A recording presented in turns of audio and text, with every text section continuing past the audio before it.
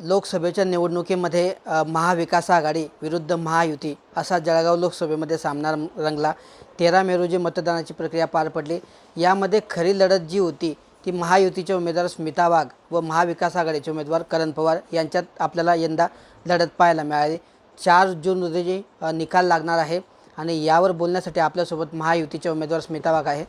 काय सांगाल ताई, 4 जूनला आता निकाल होतो आहे, तुमचं भवितव्य जे आहे त्याचा भाग्याचा फैसला 4 जूनला होणार आहे, काय होईल काय वाटतं? म्हणजे मला पूर्णपणे विश्वास आहे की जनता आमच्यासोबत आहे आणि 4 तारखेचा निकाल जो आहे तो आमच्याच बाजूने लागणार, यात कुठेही शंका नाही। ओएसिस फर्टिलिटीच्या तज्ज्ञांनी IVF उपचार पद्धतीद्वारे 1 लाखांहून अधिक जोडप्यांना मातृत्व प्राप्तीचा आनंद दिला आहे। मोफत अपॉइंटमेंट बुक करण्यासाठी आजच संपर्क साधा।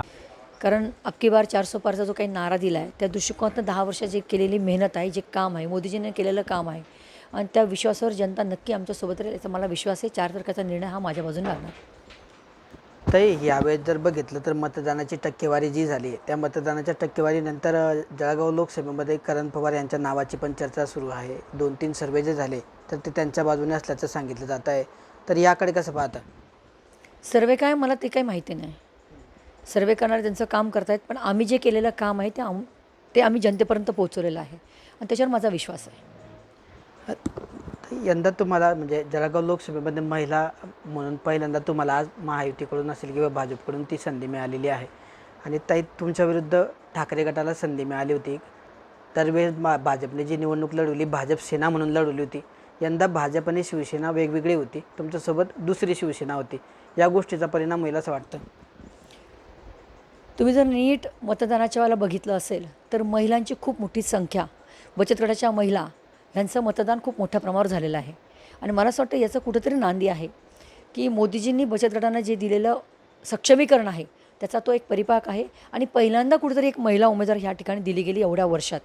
स्वातंत्र्यानंतर पहिल्यांदा या लोकसभेला महिलेची उमेदवारी आणि त्यामुळे महिलांचा प्रमाणाचा टक्का माझ्या मते नक्कीच वाढलेला आहे। कारण गेल्या वेळेचं मतदान आणि ह्या वेळेचं मतदानाचा जर विचार केला तर 1.25% मतदान वाढलेलं आहे, तर मला वाटतं त्याचा परिपाक आहे असं मला वाटतं।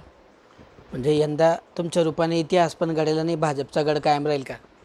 त्यात काही प्रश्नच नाही आहे।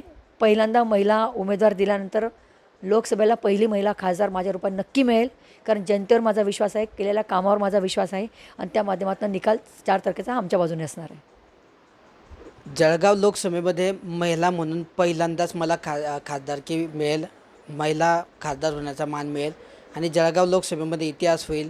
जनतेचा कौल हा सुरुवातीपासूनच भाजपच्या बाजूने होता, मोदींच्या बाजूने होता आणि त्यांनी केलेल्या सर्व विकास कामांमुळे जनतेचा कौल हा जळगाव लोकसभेत सुद्धा माझ्या बाजूने असेल। सर्वे काही असला तरी मला जो प्रतिसाद मिळालेला आहे त्या दृष्टीने जळगाव लोकसभेमध्ये माझाच विजय होईल असा विश्वास या ठिकाणी स्मिता वाघ यांनी व्यक्त केला आहे।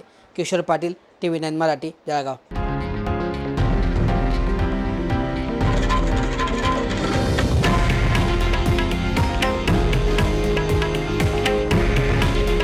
हे आहे देशातील नंबर 1 न्यूज नेटवर्क आणि आपण पाहत आहात TV9 मराठी। काळजी तुमची, हित महाराष्ट्राचं।